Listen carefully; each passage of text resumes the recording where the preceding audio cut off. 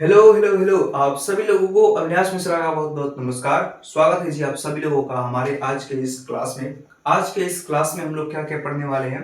आज के इस क्लास में हम लोगों का टॉपिक रहेगा, सबसे पहले हम लोग तारामंडल के बारे में पढ़ेंगे, कॉन्स्टिलेशन के बारे में देखेंगे। उसके बाद में हम लोग गोल्डी लॉक्स जोन के बारे में पढ़ेंगे। क्या होता है गोल्डी लॉक्स जोन, बहुत अच्छे तरीके से समझेंगे। उसके बाद में हम लोग उर्ट बादल, उसके बाद में सौरमंडल एवं लास्ट में सूर्य की संरचना हम लोग पढ़ेंगे। The structure of the sun, structure of the sun. ये सारे आज के हमारा टॉपिक है। तो चलिए बिना समय गंवाए हम लोग स्टार्ट करते हैं तारामंडल को। तारामंडल,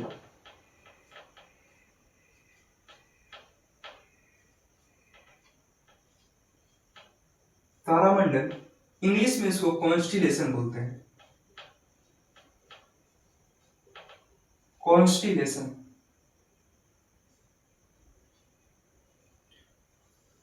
तारा मंडल जो इस शब्द को पकड़ते हैं तो इस शब्द में हम लोगों को दो शब्द मिलता है। एक तारा मिलता है, एक तो तारा मिलता है और दूसरा मिलता है मंडल। तारा मतलब तो समझ में आया, स्टार। और मंडल मतलब होता है घर या ग्रुप बोल सकते हैं इसको। मंडल मतलब ग्रुप, समूह। दोनों को अगर मिला देते हैं तो यहां से हमको डेफिनेशन ऑफ तारामंडल मिल जाता है। तारों का समूह, तारों का the group of the star.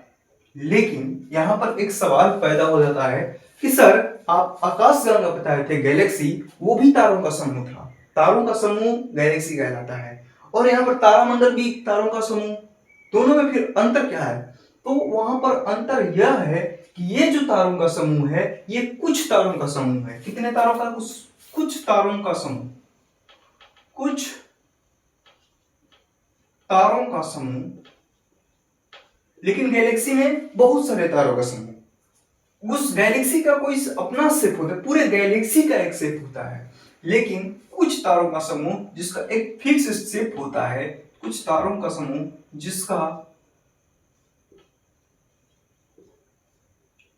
अपना आकार होता है, अपना आकार होता है, उसको हम लोग तारामंडल के नाम से जानते हैं। तारामंडल में और गैलेक्सी में क्या अंतर होता है? तारामंडल में क्या होता है? तारामंडल में कुछ तारों का समूह होता है, लेकिन गैलेक्सी में क्या होता है? बहुत सारे तारों का समूह होता है।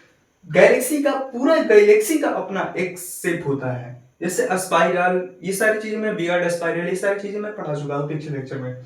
लेकिन इसमें कुछ तारों का जो समूह है उनका अपना, पूरे तारामंडल का कोई फिक्स नहीं होता है शेप। कोई जो एक तारामंडल होगा उसका फिक्स शेप होगा। जैसे यहाँ पर मैं कुछ तारामंडल का एग्जांपल देता हूँ। सप्तऋषि, आप सभी लोग नाम सुने होंगे इसका। सप्तऋषि, भारत के 7 ऋषियों के नाम पे 7 तारों का नाम रखा गया है सप्तऋषि करके।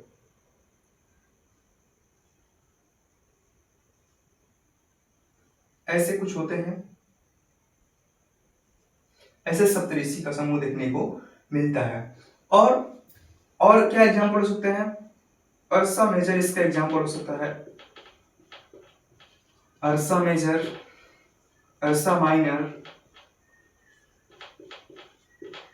अर्सा माइनर, ये सारे जो एग्जांपल्स हैं वो तारामंडल का एक एग्जांपल है। सप्तऋषि के बताया कि कैसे शेप में होते हैं। 3 जो होता है ऐसे रहता है और 4 इनका एक फिक्स शेप रहता है इस तरीके का। इसलिए ही इनका कहा जाता है कि जिसका एक अपना निश्चित आकार हो। और सप्तऋषि एग्जांपल हो गया अर्सा मेजर और अर्सा माइनर। एक एग्जांपल बहुत इंपॉर्टेंट है, उसको आप लोग याद रखेंगे, हाइड्रा। हाइड्रा, हाइड्रा जो होता है सबसे बड़ा तारामंडल है, सबसे बड़ा तारामंडल। क्वेश्चन पूछेगा सबसे बड़े तारामंडल का एग्जांपल बताइए, तो आंसर हो जाएगा hydra. Hydra is the biggest constellation in the space. पूरे के पूरे यूनिवर्स में हाइड्रा से बड़ा कोई तारामंडल नहीं है। इस कहानी को हम लोग समझ चुके हैं। तारामंडल हमारा खत्म होता है, उसके बाद में हम लोग पढ़ते हैं गोल्डी लॉक्स जोन के बारे में। गोल्डी लॉक्स जोन, ये क्या बोला है सर? Goldy locks zone.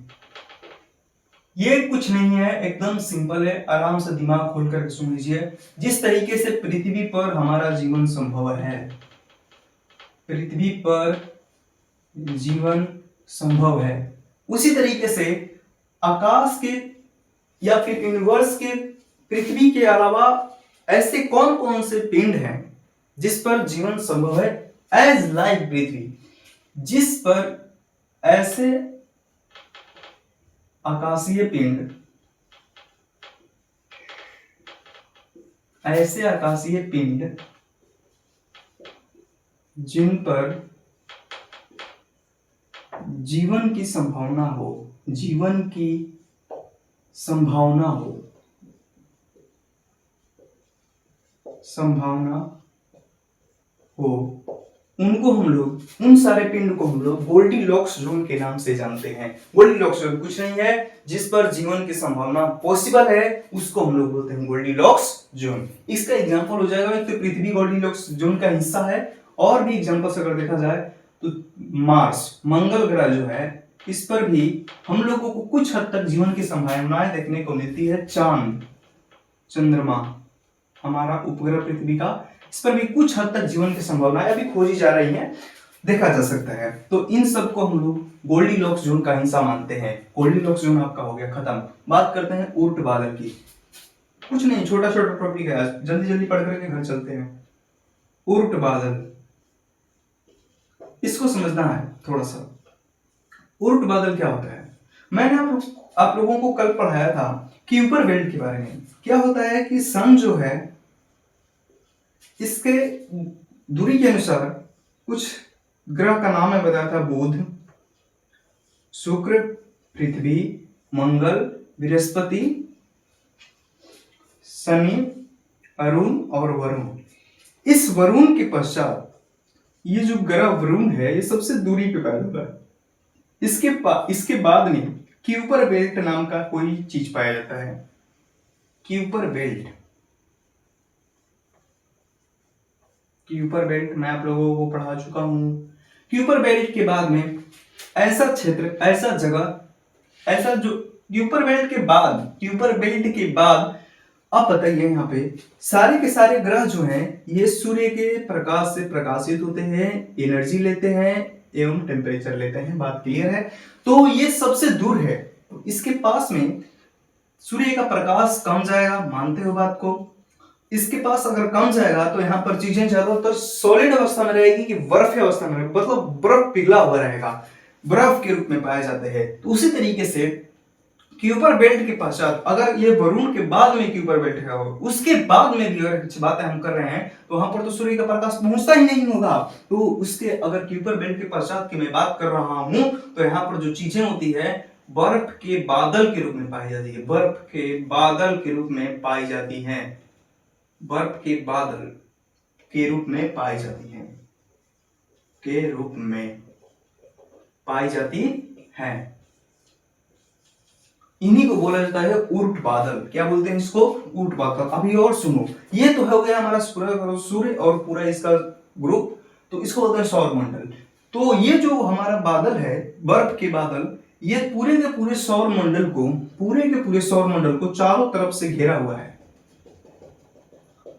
पूरे के पूरे सौर मंडल को, ये जो बर्फ के बादल हैं, बर्फ के बादल पूरे के पूरे सौर मंडल को चारों तरीके से, चारों तरफ से घेरे हुए हैं। इस बादल को हम लोग एक नाम देते हैं ऊर्ट बादल। ऊर्ट बादल, इंग्लिश में अगर लिखे तो WOORT, ऊर्ट बादल, और ऊर्ट क्लाउड, इसका इंग्लिश में हो जाएगा ऊर्ट बादल। ऊर्ट बादल किसको बोलते हैं? क्यूपर बेल्ट के बाद बर्फ के बादल के रूप में पाए जाते हैं। कुछ ऐसी चीजें जो पूरे के पूरे सौर मंडल को चारों तरफ से घेरती हैं, उनको बोलते हैं ऊर्ट बादल। कॉन्सेप्ट क्लियर होना चाहिए। अगर ये बताया जाता है ऊर्ट बादल के बारे में, एक और अच्छी बात बताता हूं मैं, कि जो ऊर्ट बादल के बारे में, वो जिस सौर मंडल का जो निर्माण हुआ है, वो इन्हीं के कुछ हिस्सों से हुआ है। ये जो है सौर मंडल के अवशेष माने जाते हैं। ऊर्ट बादल जो है वो सौर मंडल के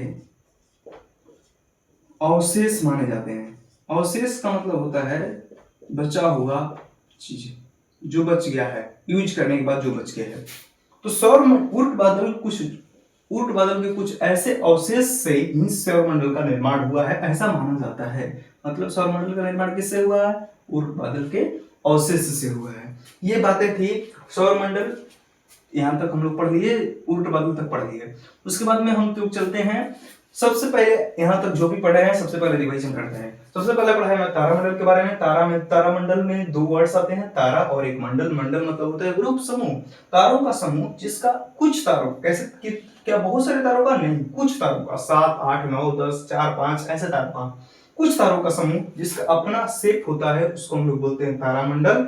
एग्जाम्पल्स मैं बताया, सप्तऋषि, 7 ऋषियों का ग्रुप, अर्सा मेजर, अर्सा माइनर। और एक बात बता दूं यहाँ से जो हम लोग सांकेतिक तारा इसको बोलते हैं, इसको बोलते हैं सांकेतिक तारा।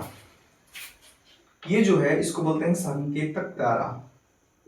संकेतक तारा क्यों बोलते हैं अभी बताता हूं। यहां से संकेतक तारा से हम लोगों को ध्रुवीय तारा देखने को मिलता है, पोल स्टार। ध्रुवीय तारा, ध्रुवीय तारा किसको बोलते हैं? जो हमेशा उत्तर दिशा में दिखाई देता है, always seen in the north direction, इसको बोलते हैं पोल स्टार। पोल स्टार या ध्रुवीय तारा। अगर यही जो है पश्चिम समय में जब घड़ियां नहीं थी, कंपास नहीं थे, तो क्या होता था कि यही ध्रुव तारा को देख करके, इसी ध्रुव तारा को देख करके पता लगाया जाता था डायरेक्शन के बारे में। अगर जिस डायरेक्शन में ये रात को दिखाई दिया तो पता चल जाता था कि नहीं ये नॉर्थ डायरेक्शन है, उत्तर दिशा है। तो कैसे खोजा जाता होगा?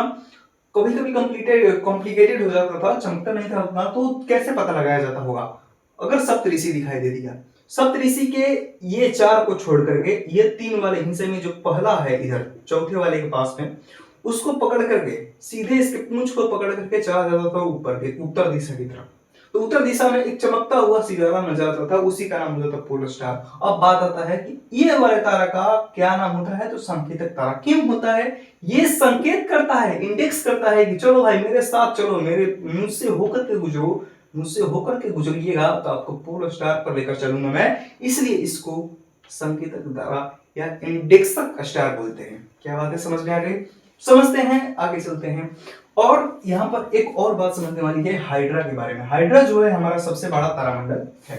बात करते हैं गोल्डीलॉक्स जोन के बारे में। गोल्डीलॉक्स जोन ऐसे लोग, ऐसे क्षेत्र को बोलते हैं, ऐसे एरिया को बोलते हैं जिसपे जीवन की संभावना देखने को मिलती है। मंगल, चंद्रमा, पृथ्वी पर ऑलरेडी है, इन लोगों पे खोजा जा रहा है। बात करते हैं अगले टॉपिक हमारा उर्ट बादल के बारे में। उर्ट बादल जो है क्यूपर बेल्ट के पश्चात बर्फ के बादल को हम लोग उर्ट बादल कहते हैं, जो सौर के पूरे सौर मंडल को चारों तरफ से घिरा हुआ है। और ऐसा माना जाता है कि उर्ट बादल के अवशेष से ही हमारा सौर मंडल का निर्माण हुआ है। तो ये थी कहानी सौर मंडल की, गोल्डीलॉक्स जोन की, उर्ट बादल की। आगे की कहानी हम लोग सौर मंडल के बारे में पढ़ते हैं, समझते हैं। अगला जो हमारा टॉपिक है वो है सौर मंडल।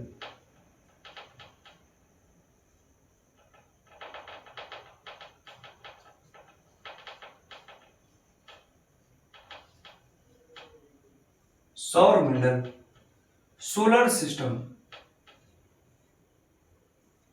इंग्लिश में इसको सोलर सिस्टम के नाम से जाना जाता है। क्या होता है सौर मंडल, सोलर सिस्टम? इसके नाम में पहले चलते हैं, घुसते हैं, नाम क्या कहना चाहता है भाई। यहाँ पर जो 6 क्लास के एनसीईआरटी में बात लिखा है, यहाँ पर जो सोल वर्ड है, इस सोल वर्ड का मतलब होता है सूर्य। और यहाँ पर जो सौर मंडल, सौर जो नाम है, ये भी मतलब होता है, इनका भी मतलब होता है सूर्य। सोल वर्ड सूर्य को डिनोट करता है, सौर मींस सूर्य। ये एनसीईआरटी 6 क्लास के एनसीईआरटी में लिखा है, एनसीईआरटी बुक ज्योग्राफी की क्लास 6 में ये बात आप लोगों को पहले चैप्टर में देखने को मिल जाएगा। अब बात करते हैं सौर मंडल। सौर मतलब हो गया सूर्य, और ये जो मंडल वर्ड है, इस मंडल का मतलब होता है समूह या परिवार बोल सकते हैं। क्या हुआ मतलब इन दोनों का? सूर्य के परिवार को हम लोग सौर मंडल कहते हैं। सूर्य का परिवार, ये भी बात लिखा है एनसीईआरटी में, सूर्य का परिवार।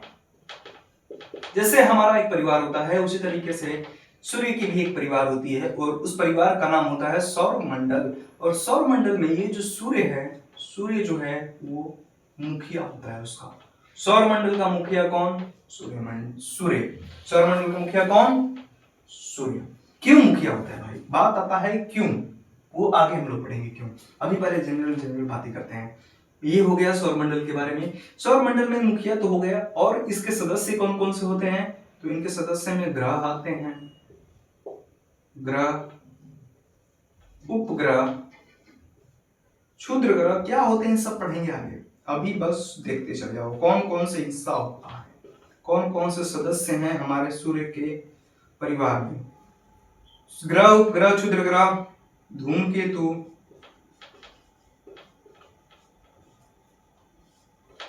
उसके बाद में हम लोग उल्का के बारे में पढ़े हैं, उल्का, पुच्छल तारा के बारे में पढ़े हैं, वो चीज,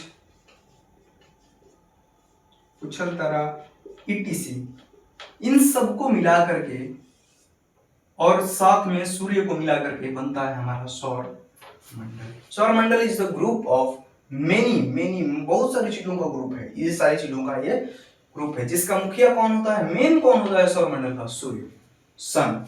अब बात करते हैं हम लोग मुखिया के बारे में। मुखिया जी के बारे में पहले इनका बात कर दिया जाए, सूर्य के बारे में। सूर्य,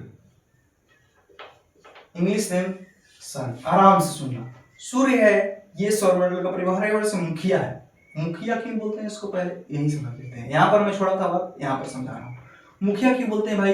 क्योंकि पूरे के पूरे अगर ये सौरमंडल है और ये सौरमंडल ये अगर 100 केजी का है, अगर ये 100 केजी का है सौरमंडल मान के चलते हैं, तो इसका 98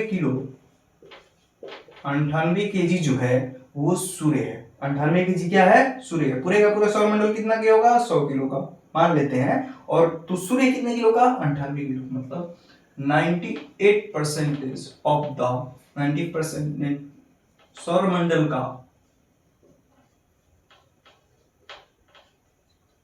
सौरमंडल का 98% द्रव्यमान सूर्य के पास है, सूर्य में उपस्थित है। इसका मतलब समझे? 98% तो सूर्य के पास है, तो बचा कितना? 2%। 2% में ही हमारा ये सारी चीजें हैं, ग्रह, उपग्रह, क्षुद्र ग्रह, सारी चीजें 2% में ही। 98% में कौन? सिर्फ सूर्य। सूर्य में उपस्थित है। बात क्लियर। इसीलिए इसको बोला जाता है मुखिया। इससे बड़ा कौन हो सकता है?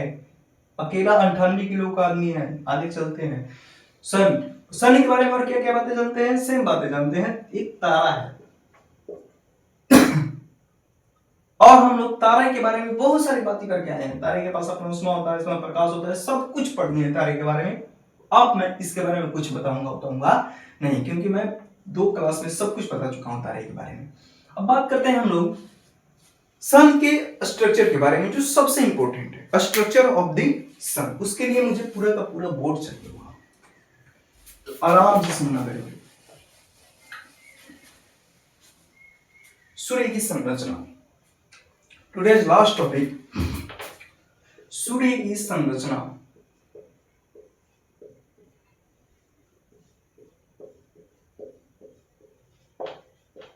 सूर्य की संरचना, द स्ट्रक्चर ऑफ द सन, उसके बारे में हम लोग पढ़ने वाले हैं। स्ट्रक्चर ऑफ द सन लिख देता हूं। कुछ इंग्लिश मीडियम के भी बच्चे आते हैं पढ़ने के लिए, वो लोग भी थोड़ा देख करके घबराए ना कि हिंदी क्यों चल रहा है, यहाँ पर इंग्लिश भी चलेगा भाई। स्ट्रक्चर ऑफ द, यही तो एक यूट्यूब चैनल है जिस पर सब कुछ पढ़ाया जाएगा। इंग्लिश में लेक्चर चलता है हमारा। नो, पूरा का पूरा हिंदी नहीं, पूरा का पूरा इंग्लिश नहीं, हिंदी और इंग्लिश मिक्स करके। भोजपुरी भी थोड़ा थोड़ा बोल दिया जाता है, कोई उसमें इश्यू नहीं, बोलना चाहिए। आगे चलते हैं। सबसे पहले हम लोग बात करते हैं सूर्य की हम लोग संरचना के बारे में। देखा भोजपुरी निकल गया, तो देखो आराम से सुनना। पहले सबसे अंदर चलते हैं। सूर्य के सबसे अंदर वाले हिस्से को हम लोग बोलते हैं कोर, सबसे इनसाइड। पहले स्ट्रक्चर बना लेने दो भाई, इसको बोलते हैं हम लोग कोर। क्या बोलते हैं इसको? कोर। इसके अंदर एक और जोन होता है इसके बाहर अब चलते हैं कोर के बाहर, इसको बोलते हैं हम लोग zone of radiation, zone of radiation. इसके बाहर आगे आते हैं हम लोग zone of convection, zone of convection. उसके बाद में प्रकाश मंडल, फोटोस्फीयर, फोटोस्फीयर। उसके बाद में वर्णमंडल, कौन सा मंडल? वर्णमंडल, क्रोमोस्फीयर। और सबसे लास्ट में कोरोना या क्रीट होता है, यही मुझे नहीं बनाने आता है यार।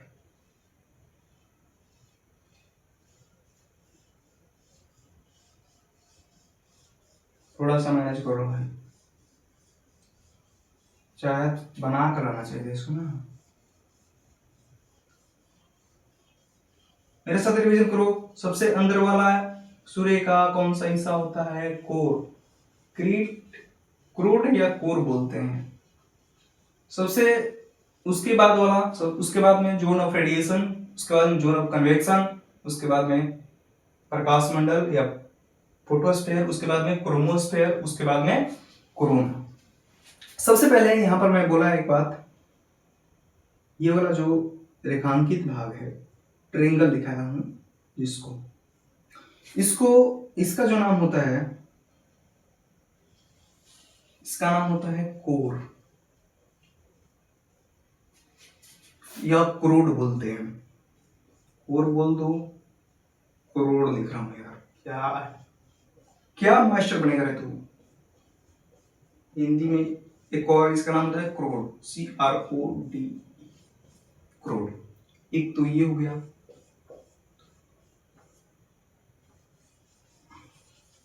उसके बाद में बात करते हैं इसके बारे में, इसके बारे में, ये जो हिस्सा है इसके बारे में।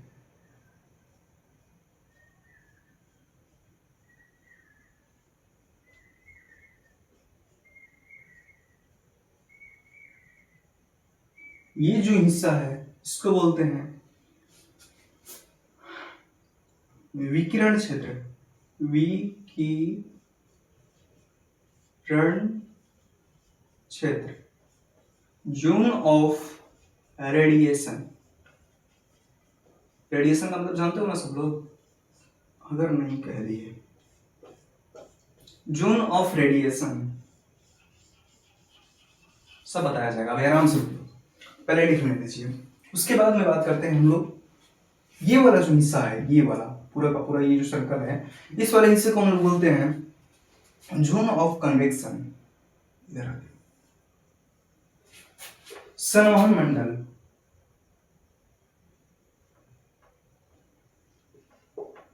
संवहन मंडल, या किसी को बोलते हैं कन्वेक्शन जोन,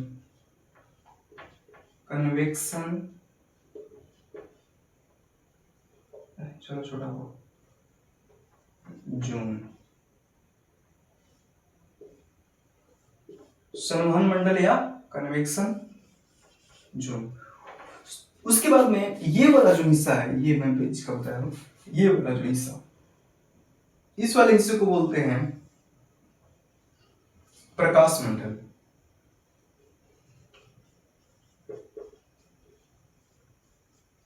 इंग्लिश में फोटोस्फीयर।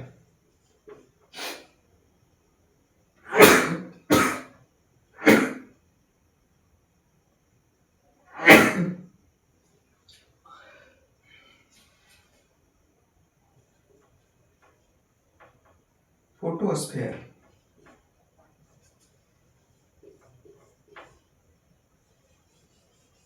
प्रकाश मंडल। ये वाला जो हिस्सा है इसको बोला जाता है वर्णमंडल, वर्णमंडल या क्रोमोस्फीयर,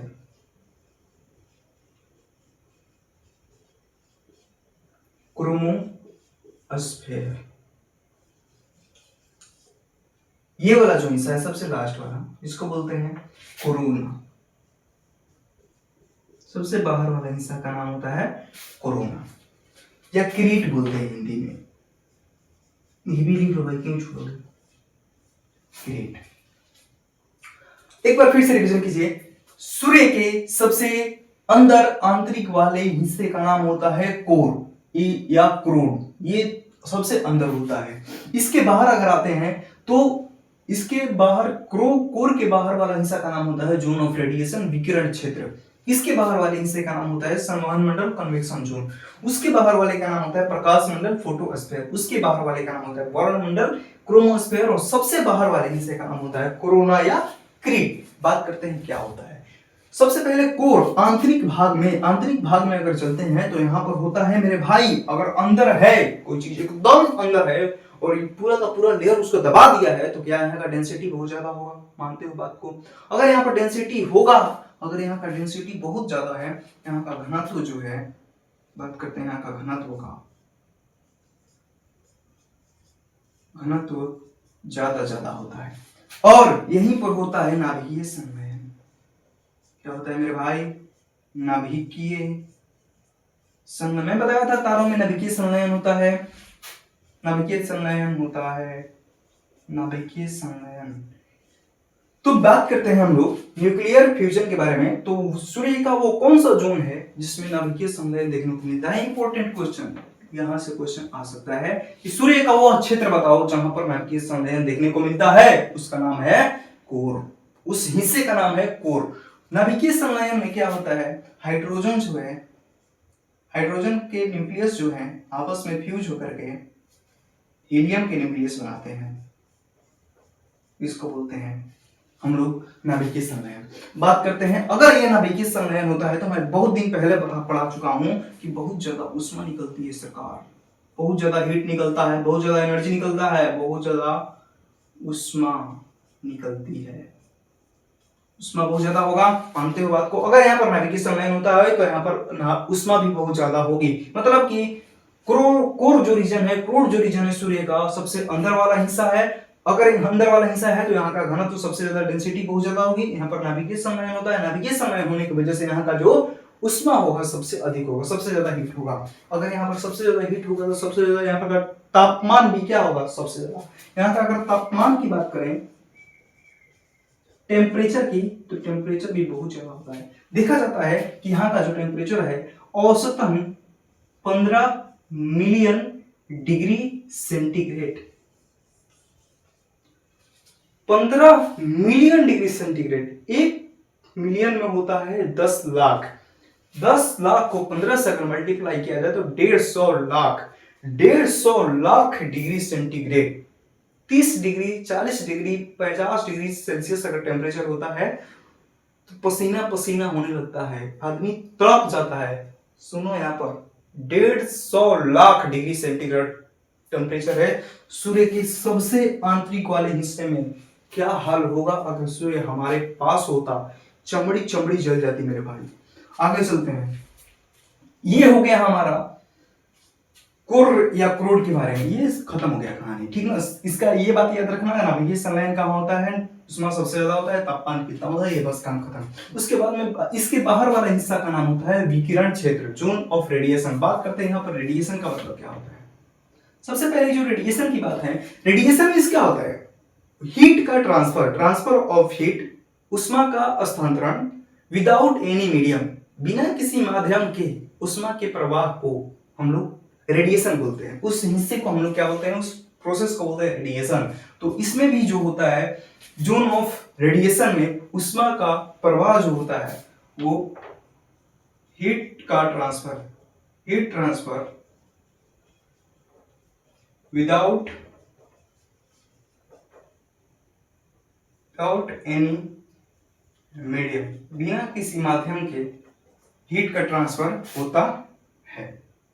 अब मेरे भाई बताना, अगर यहां से नाभिकीय संलयन हुआ है और यहां से उष्मा निकल रहा है तो अगर उष्मा चारों तरफ फैलेगा तो उष्मा का जो इंटेंसिटी है, मतलब कि उसकी जो क्षमता है वो घटती जाएगी कि बढ़ती जाएगी? घटती जाएगी, क्योंकि ये बाहर की तरफ जा रही है, बाहर की तरफ जा रही है। आग जो है ठंडा होता चला जाएगा। अगर यहाँ से बाहर जाएंगे तो यहाँ पर 15 मिलियन डिग्री सेंटीग्रेड था, यहाँ तक आते आते 2 से 4 मिलियन डिग्री सेंटीग्रेड हो जाता है टेम्परेचर। औसतन तापमान कितना हो जाता है? 2 से 4 मिलियन डिग्री सेंटीग्रेड, मतलब 20 लाख से 40 लाख तक सेंटीग्रेड देखने को मिलता है। इसको बोलते हैं जोन ऑफ रेडिएशन। हीट का ट्रांसफर विदाउट एनी मीडियम, जहां का तापमान हमको औसतन देखने को मिलता है 2 से 4 मिलियन डिग्री सेंटीग्रेड, उसको बोलते हैं जोन ऑफ रेडिएशन क्षेत्र, विकिरण क्षेत्र। उसके बाद में बात करते हैं हम लोग संवहन मंडल के बारे में। संवहन मंडल वो मंडल होता है जहां पर हीट का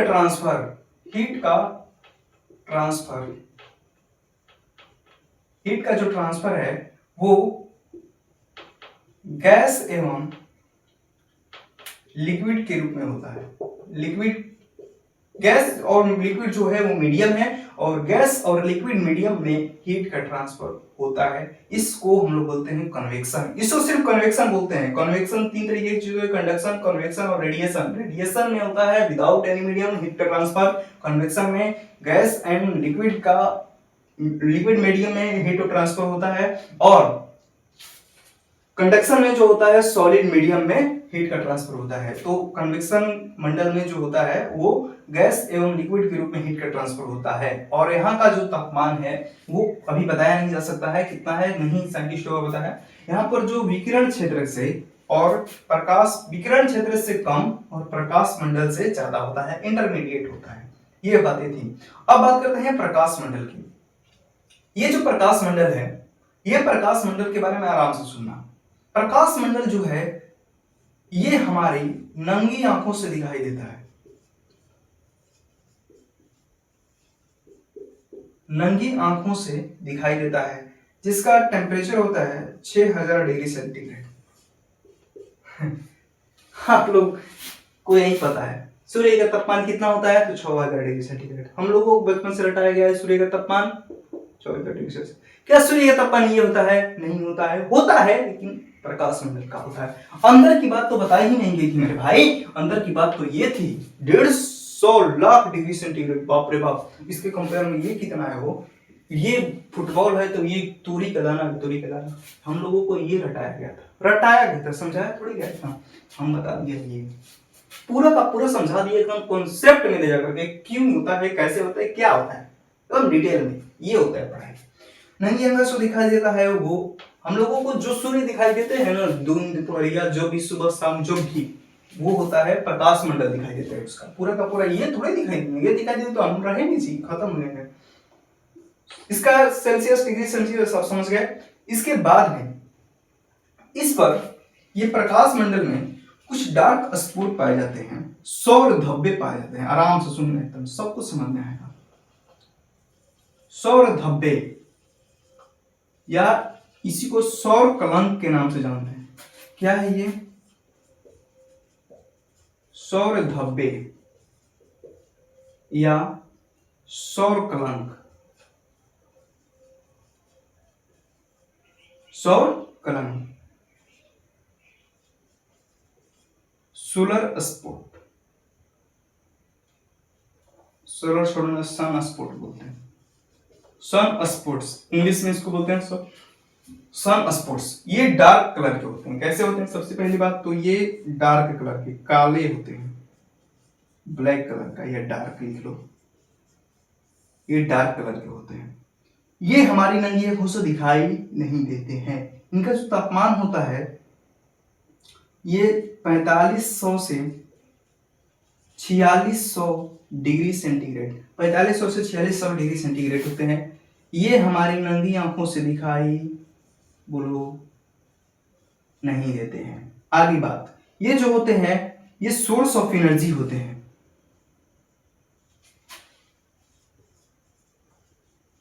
सोर्स ऑफ एनर्जी, एनर्जी के स्रोत होते हैं। बात करते हैं अब आराम से एक एक चीज के बारे में। अगर ये सोर्स ऑफ एनर्जी है तो यहां से सोर्स ऑफ एनर्जी है तो एनर्जी निकल रहा होगा, मानते हो बात को।